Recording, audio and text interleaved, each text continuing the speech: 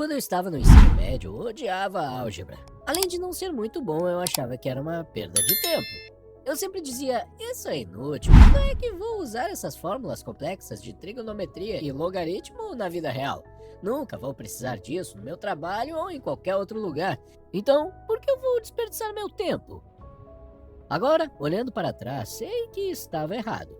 A álgebra e matemática em geral são muito importantes, mas naquela época ninguém conseguia comunicar sua importância e me persuadir, nem mesmo meu professor de matemática. Tudo que eu ouvia era você tem que estudar porque é importante, ou matemática é a matéria mais importante de todas. Mas nenhuma dessas respostas me convencia de verdade a levar a matemática a sério. Assim como nesse exemplo, todos nós enfrentamos situações em que precisamos persuadir pessoas, sejam nossos pais, filhos, clientes, chefes ou colegas de trabalho. Muitas vezes, a mensagem que temos é muito importante, até mesmo transformadora, mas não conseguimos convencer as pessoas, simplesmente porque não conseguimos nos comunicar de forma eficaz e persuasiva. É por isso que hoje vou resumir um livro sobre persuasão e comunicação eficaz. O título do livro é Ideias que Colam, porque algumas ideias pegam e outras não. O livro tem 6 princípios para criar mensagens que colam, e vou resumir 5 deles. Então, vamos começar. Primeiro princípio: inesperado. O primeiro requisito da comunicação eficaz é chamar a atenção. O segundo é mantê-la. Para chamar a atenção, você precisa apresentar sua mensagem de forma inesperada. Os humanos pensam em padrões. Nosso cérebro é uma máquina de adivinhação, sempre tentando prever o que vai acontecer a seguir. A ideia é quebrar esse padrão e então corrigi-lo. Aqui estão alguns exemplos onde esse princípio é aplicado de forma eficaz. De acordo com as estatísticas, todos os anos, veados e cervos matam mais pessoas do que tubarões nos Estados Unidos. Agora você pode dizer que o quê? Como isso é possível? Como um animal tão dócil pode matar mais pessoas do que tubarões? Essa informação é inesperada porque vai contra a imagem que temos em nossa mente de um animal dócil e um animal agressivo. Muito provavelmente você quer ouvir o resto da história. E o resto da história é que os cervos realmente matam mais pessoas porque são a causa de muitos acidentes de trânsito. Outro exemplo. Você provavelmente já viu vídeos em que o comissário de bordo explica os avisos de segurança durante o voo de uma forma engraçada. Este é um ótimo exemplo de aplicação do princípio do inesperado. As pessoas geralmente esperam o mesmo anúncio chato de sempre e é por isso que o ignoram, mas quando vem algo diferente, começam a prestar atenção.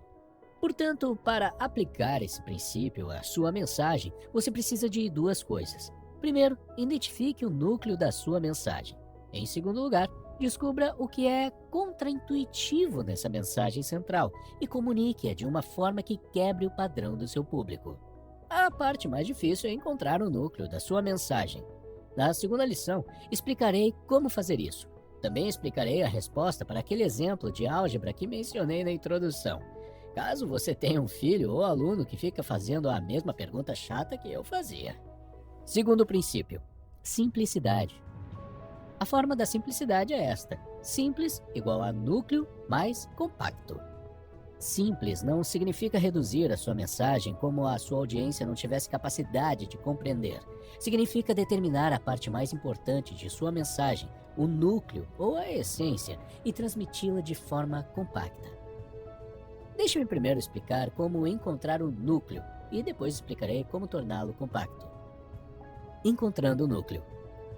Os jornalistas têm um método para isso chamado método de pirâmide invertida, onde eles entregam a parte mais importante de sua mensagem primeiro e só depois adicionam detalhes de apoio. Os jornalistas sabem que os primeiros 5 a 10 segundos são tudo o que eles têm para chamar a atenção de seu público, então entregam o núcleo da mensagem primeiro. Em seguida, o restante dos detalhes é adicionado. Outra maneira de encontrar o núcleo é usar um método chamado intenção do comandante. Imagine que você está no meio de uma guerra e pode telegrafar apenas uma única mensagem antes que a linha seja cortada.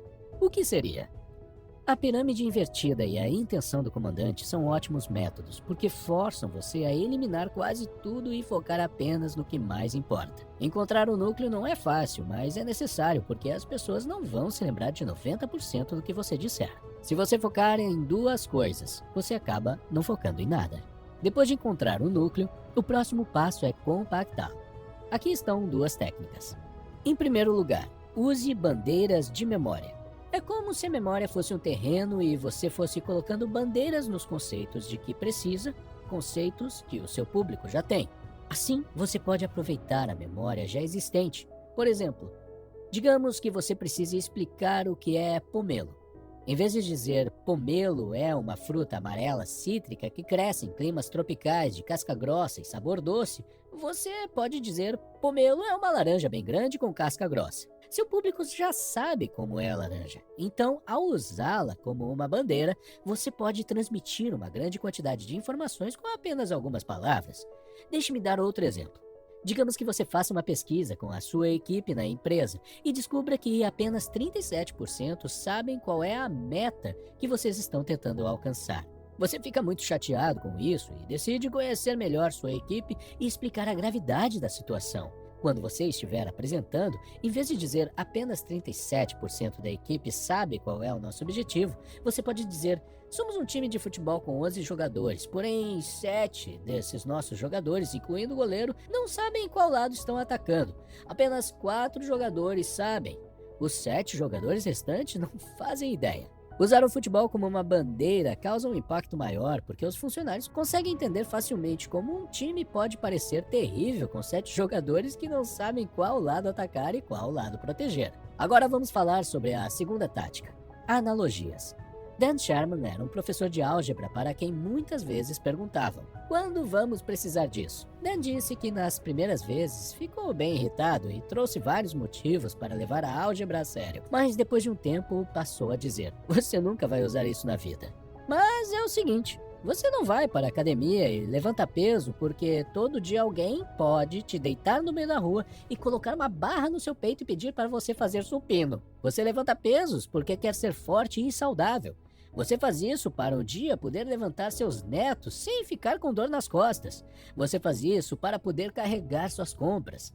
A matemática é a mesma coisa. Você faz exercícios de matemática para melhorar sua capacidade de pensar logicamente, para que possa se tornar um melhor advogado, um médico ou um arquiteto melhor. Essa analogia é bastante eficaz, porque faz você entender por que está estudando matemática. Além disso, não sei se você percebeu, mas a frase inicial é inesperada e quebra o padrão. Você nunca vai usar isso na vida. Resumindo, simples igual a núcleo mais compacto. Para encontrar o núcleo, use os métodos da pirâmide invertida ou da intenção do comandante. E use analogias e bandeiras de memória para tornar sua mensagem mais compacta. Tornar sua mensagem compacta é a parte mais difícil e também a mais importante, e é por isso que o restante dos princípios que você ouvirá neste vídeo e também no próprio livro são sobre esse assunto. Terceiro princípio: concreto. Concreto significa que quanto mais as pessoas puderem ver, sentir, cheirar e ouvir, mais real algo parecerá. Os especialistas tendem a ser mais abstratos porque têm muito conhecimento. Ideias abstratas são difíceis de entender e de lembrar, e por isso são abertas a diferentes interpretações. Qual você acha que é a mais fácil de lembrar? Bicicleta ou injustiça? Se eu disser que a pipoca de cinema contém 20 gramas de gordura, isso não significa muito para você. Mas e se, em vez disso, eu disser que a pipoca de cinema contém mais gordura do que bacon e ovos no café da manhã, um Big Mac com batatas fritas no almoço e um bife no jantar, tudo combinado? Se você ouvir a mensagem dessa maneira, é mais provável que haja e evite a pipoca no cinema no futuro. E essa é a essência da comunicação eficaz: fazer as pessoas agirem. Você não quer que sua equipe apenas entenda sua mensagem. Você também quer que eles tomem uma atitude. Você não quer que seus filhos simplesmente entendam a importância da matemática. Você também quer que eles estudem matemática. Se você trabalha em um ambiente corporativo, provavelmente já ouviu frases como missão, visão, sinergias, iniciativas estratégicas, etc. Muitos especialistas nas empresas usam essas palavras bonitas em suas apresentações que fazem o público dormir. Os especialistas sofrem de um fenômeno chamado a maldição do conhecimento. De acordo com esse fenômeno, uma vez que sabemos algo, esquecemos como era difícil não saber. Esquecemos como era difícil ter um nível iniciante. Nosso conhecimento nos amaldiçoou e não conseguimos mais nos colocar no lugar de nossos ouvintes. Existe um experimento famoso chamado Tapper and Listener, que poderíamos traduzir para batucador e ouvinte. Neste experimento, pegaram um grupo de pessoas e as dividiram em dois: batucadores e ouvintes. Os batucadores receberam uma lista de canções conhecidas, como Parabéns a Você. Então, pediram que cada batucador tocasse o ritmo da música para o ouvinte, batendo com as pontas ou os nós nos dedos em uma mesa. O trabalho dos ouvintes era adivinhar qual era a música com base no ritmo que estava sendo tocado. Antes que os ouvintes adivinhassem o nome da música, o experimento pediu aos batucadores que previssem as chances de que os ouvintes adivinhassem corretamente. Os batucadores previram que as chances eram de 1 em 2, 50%. No entanto, na realidade, os ouvintes adivinharam a música corretamente apenas 1 em 40, 2,5%. Esta é a maldição do conhecimento. Esta é uma das razões pelas quais seu professor pode achar que está fazendo um bom trabalho, mas nem sempre está. Essa experiência se repete todos os dias entre gerentes e funcionários, professores e alunos, profissionais de marketing e clientes, e escritores e leitores. Quarto princípio: histórias. Um menino chamado Jared tinha um sério problema de peso. Quando estava em seu primeiro ano de faculdade, Jared já estava pesando 192 quilos. Ele usava camisas de tamanho XXXXXG, que é o maior tamanho que existe. Todas as decisões de sua vida eram controladas por seu peso. Ao se matricular em uma aula, não baseava sua escolha no professor ou no horário da aula, como a maioria dos alunos. Ele pensava se conseguiria caber nos assentos da sala de aula. Enquanto a maioria das pessoas se preocupava se conseguiria encontrar uma vaga para estacionar perto do campus, Jared se preocupava se conseguiria encontrar uma vaga que não tivesse um carro já estacionado ao lado do motorista, porque ele precisava de espaço extra para poder abrir totalmente a porta e sair do carro. Seu pai, um clínico geral, avisou-o de que, com o seu peso, ele provavelmente não passaria dos 35 anos. Mas, nas férias de primavera, Jared decidiu mudar de vida, seguindo uma dieta rigorosa que ele mesmo inventou. Certa vez ele comeu um sanduíche do Subway e gostou tanto que decidiu criar uma dieta baseada apenas em sanduíches do Subway. Seguindo a dieta Subway, ele perdeu quase 45 quilos em 3 meses e continuou perdendo cada vez mais peso. Depois de perder uma quantidade de peso significativa, seu corpo permitiu que ele iniciasse sua rotina de exercícios. Ele começou a caminhar ao máximo que podia e evitava o uso de transporte público e de escadas rolantes. Quando um artigo foi publicado sobre Jared, sua história de transformação se tornou um fenômeno nacional nos Estados Unidos. O artigo descrevia como ser obeso afetou a vida diária de Jared e como o Subway, um restaurante de fast food, o ajudou a transformar sua vida. O artigo terminava com uma citação de Jared dizendo: "O Subway ajudou a salvar a minha vida e recomeçar. Nunca poderei retribuir o valor que isso tem para mim." Esta foi a primeira vez que uma rede de fast food foi creditada por transformar positivamente a vida de alguém de maneira tão profunda. A história de Jared se transformou tão viral que todos queriam falar sobre ele. Em 1999, as vendas do Subway estavam estabilizadas. Em 2000, as vendas saltaram 18% e saltaram outros 16% em 2001. Apenas para comparação, na época, outras cadeias de fast food menores de rápido crescimento estavam crescendo em apenas uma taxa de 7% ao ano. A história de Jared serve de inspiração para pessoas que lutam para perder peso. É uma história de perseverança e determinação e mostra como alguém conseguiu perder 111 quilos com uma ideia que ele mesmo inventou. A história fornece uma boa motivação para quem tem lutado para perder apenas alguns quilos e precisa de um impulso de inspiração. Se você é cético sobre o uso de histórias para transmitir sua mensagem, aqui estão 4 razões principais que podem te fazer mudar de ideia.